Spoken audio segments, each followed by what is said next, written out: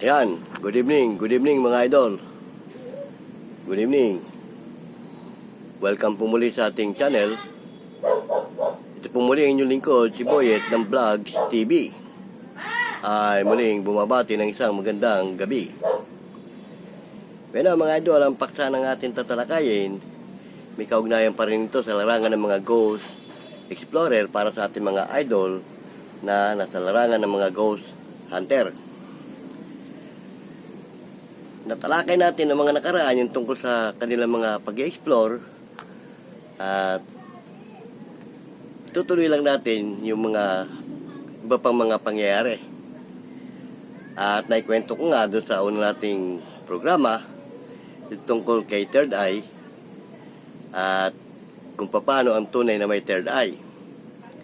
Sabi ko nga kay Idol Bungo para masubukan niya kung tunay na may Third Eye. Si Third Eye, mag-meet sila, lagyan niya ng kung ano nung laman yung bag niya at ipasuri niya kung ano ang laman ng kanyang bag. Dahil nga, nabanggit ko na nga, ang tunay na may Third Eye, pag ginalugad ang anumang gamit na nasa loob ng bag mo, ay para siyang gumamit ng x-ray machine na nakikita niya yan, nalalaman niya, lalo na yung bahay na pupuntahan.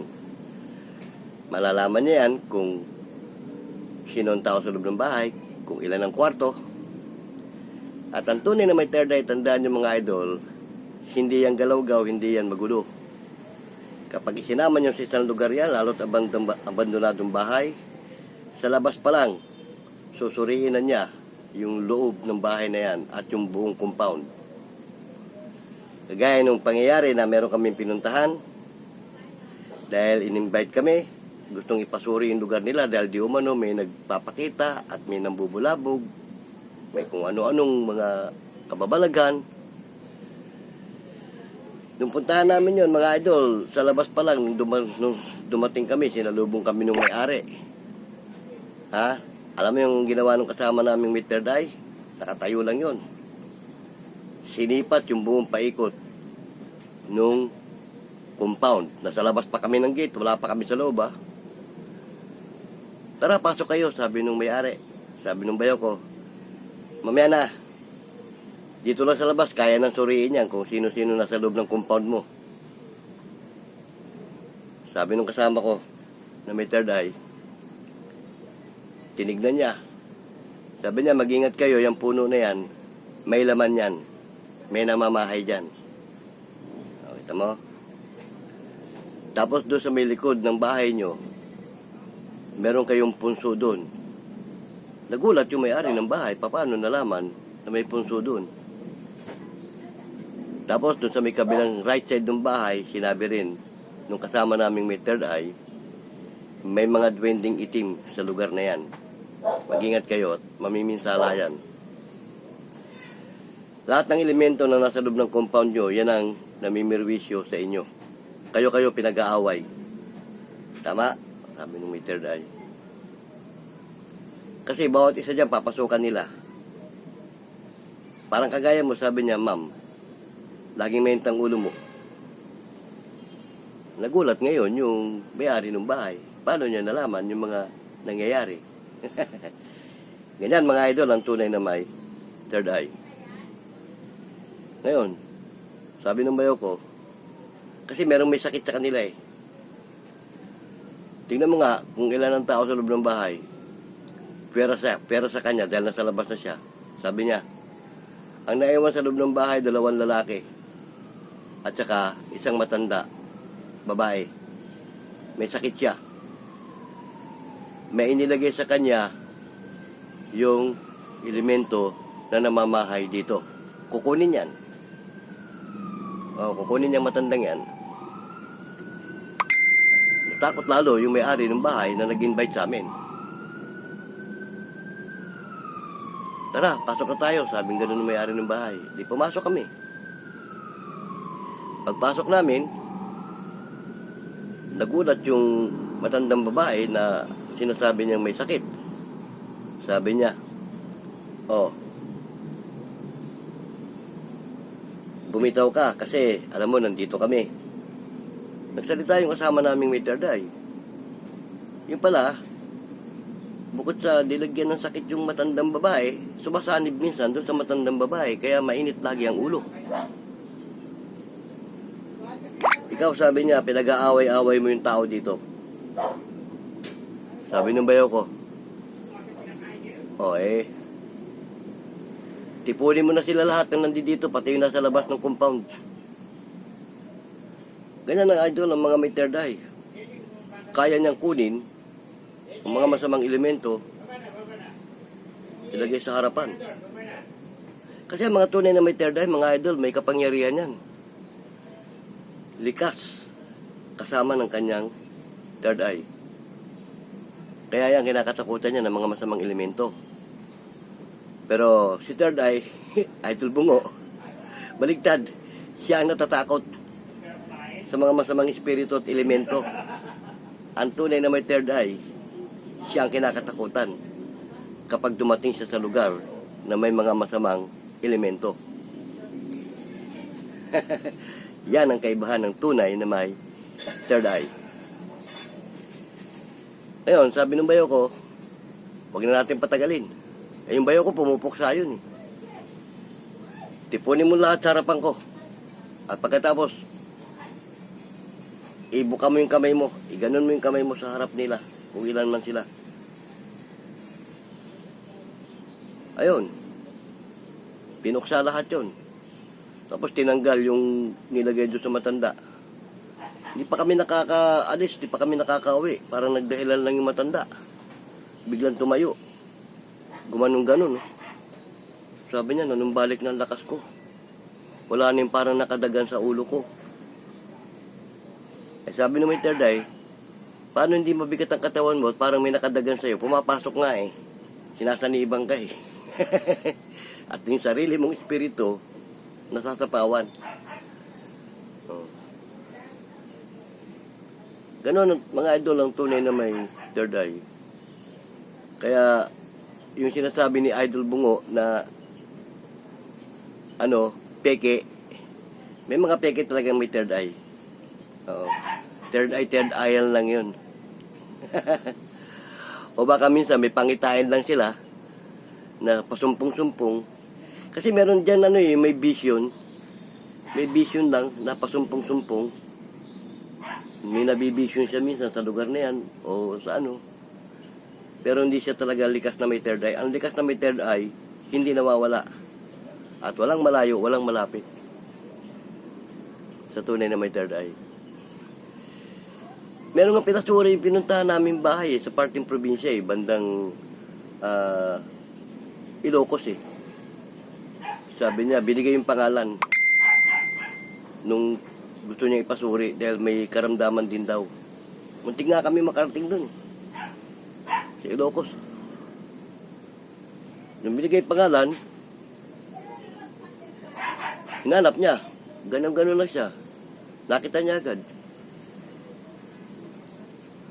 Sabi niya, ayun, nakaratay siya. May nanliligaw sa kanya na elemento. Yung kantong itim. Sipin mo yun? Layo nun, ha? Sabi ni Kuya Menong, kaya mo bang tawagin yun? Oo naman. Kunin mo. Sipin mo. Kinausap niya. Sabi niya, bitawan mo yan. Pero mo, ang layo nun na kinakausap ng kasama namin may third eye. Bitawan mo yan, dahil pag hindi, pupuksain ka namin. Kuya, matigas pala to Ayaw daw. Wala raw makakapigil sa kanya. Ituro mo. Pagturo nung kasama namin may third eye ganyan, binugahan yung braso ng kasama namin. Sabi niya, wala na, sabi niya. Sheplak na siya. Sabi mo, layo nun, ha? Ang kapangyarihan kasi, mga idol, tandaan nyo, walang malayo, walang malapit. Yung spiritual na pangyayari. Walang malayo, walang malapit yan. At malayo yan, kapag oras na ginamitan na ng spreketik yan, aabutin yan. Hanggat nakikita ng may third eye, yung lugar na yan, kayang abutin ng kapangyarihan.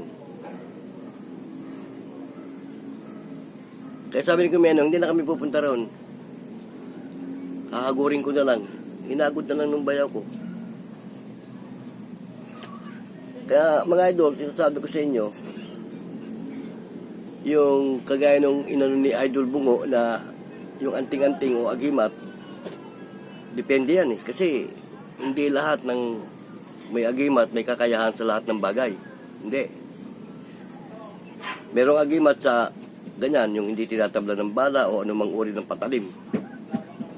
May mga agimat naman na tagabulag, tagaligaw. Meron naman na yung panggagamot. Ganon. Pero mga idol, huwag yung panghawakan yun kung meron man kayo nun. Kasi may hangganan yan. Pag dumating na yung time na babawiin na sa'yo yan, hindi mo na magagamit.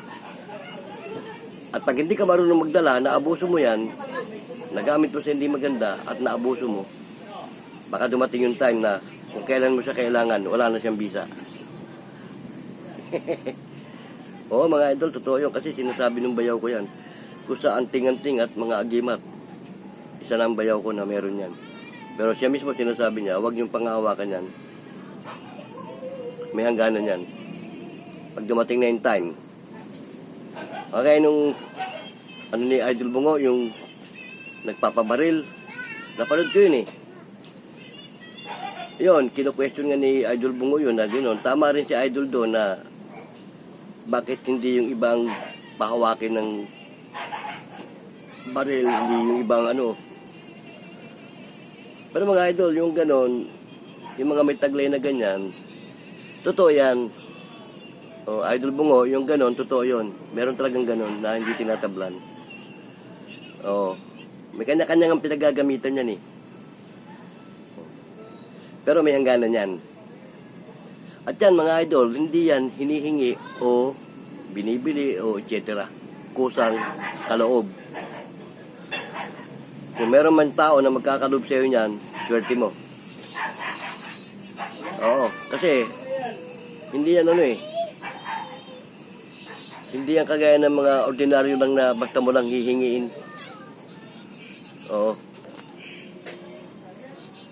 Kaya, yan, Idol Bungo. Atat-atat ka ka third eye. Testingin mo. Subukan mo. Kayahin mo siya. Para si Idol Duck Adventure. Legit yun.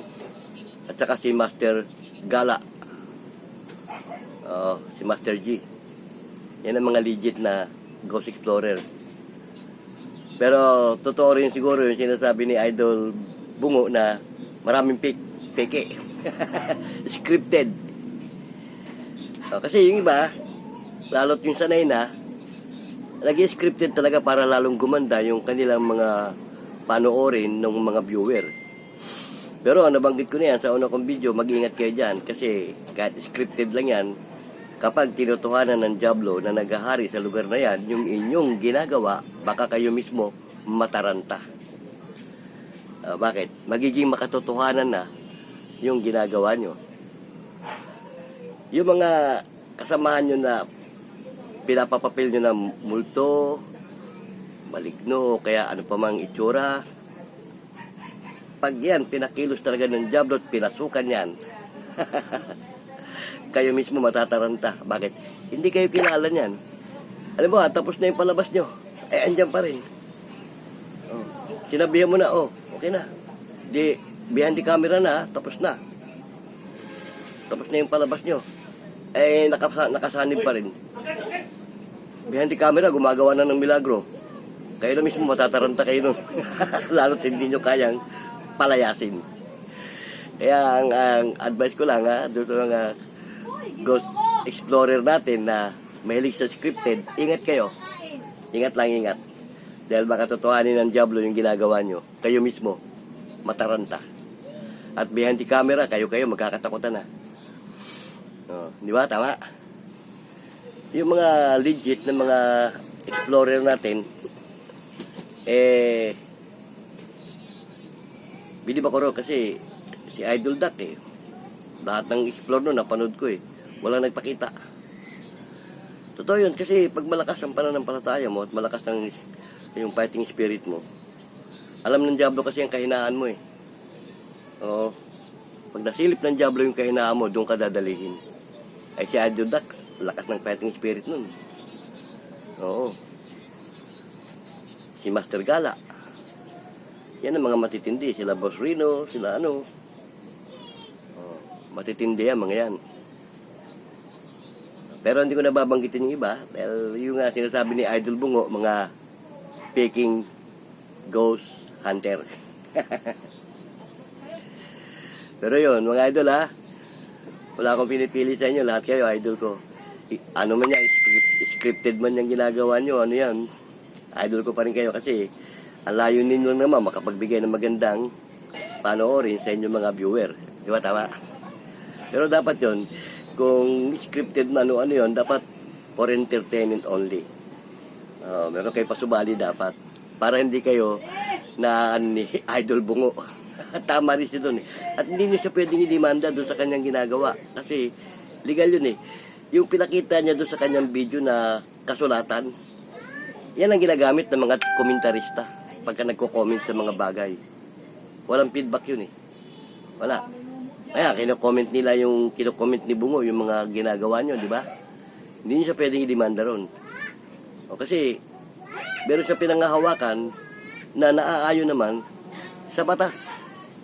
Idol Bungo, nung una, galit din ako sa'yo, nabuisit ako kasi bakit ka nakikialam sa mga ganon? Ba't mo pinakikialaman, pinanghimasukan mo? Pero nung pinag-aralan ko, yung video mo at yung mga ipinapakita mo, may punto de vista ka. Doon ko naunawa na tama yung mga ginagawa mo. Kumbaga, sinusuri mo, kumbaga sa isang pabrika ng asukal, di ba yung mga pabrika ng asukal, pagka ginawa yan, nire-refine yan eh, para maging tunay na asukal na. Ikaw naman, kumbaga, sa mga ini-explore nila, ikaw ang nire-refinery. Nire-refine mo yung ginagawa nila kung tunay o hindi.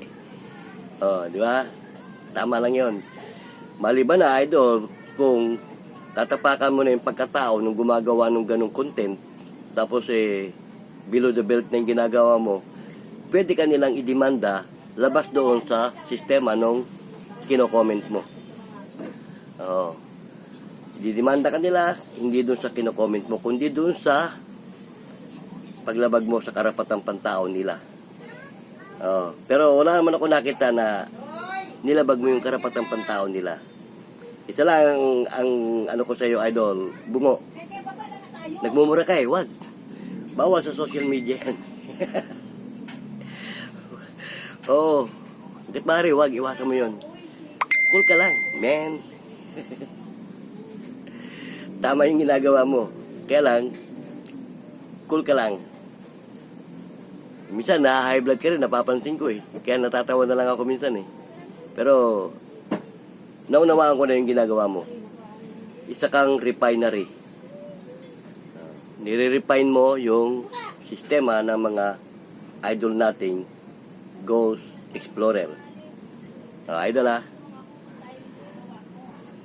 Kaya, yan, advice ko lang sa ating mga ghost hunter, ingat, ingat, ingat. Kahit yung isa nating ghost hunter, ina-advise din yan na mag-ingat kasi hindi biro, mga idol, ang trabaho nyo. Tandaan nyo yan. Hindi biro yan kasi ang katunggali nyo dyan, Diablo. Nabanggit ko na nga pag pinakilos ng Diablo ang lahat ng alipores sa lugar na pinupuntahan nyo, baka mataranta kayo. At gawing makatotohanan yung ginagawa nyo, yun ang nakakatakot. Hindi nakakatakot yung pag-i-explore nyo. Ang nakakatakot doon, baka subukin kayo ng Diablo at gawing makatotohanan yung ginagawa nyo. Yan ang nakakatakot doon. Kasi pag ginamit ng Diablo ang kanyang kapangyarihan, sino man sa inyo, wala kayong magagawa. Pangalawa sa Diyos yan eh. Kaya nga tinapon sa lupa yan, nagmataas yan eh. Nagmapuri sa sarili. Gustong makipantay sa Diyos. Yan yung pinahirang kerubin, si Satanas, na inihasik sa lupa. Kaya kapag ginamit niya yung lakas ng kanyang kapangyarihan, ano man ang uri ng taglay mo, Hindi mo kaya yon. Totoo yun. Kahit nga yung bayaw ko, sinasabi ng bayaw ko yan eh. Ang Diablo, hanggat di pa nag-uukom, malakas ang power niyan. Mapapakalma mo lang yan. Lalo't panig mong itaas. Dahil pagka ginamitan mo siya, kapanalig mong itaas, kakalma yan. Pero hindi mo kayang puksain basta-basta yan. Aliporis niya pwede. Mapupuksa mo. Pero siya, isa lang pwede pumuksa dyan ng ama. Mapupuksa mo lang yung mga aliporis niyan.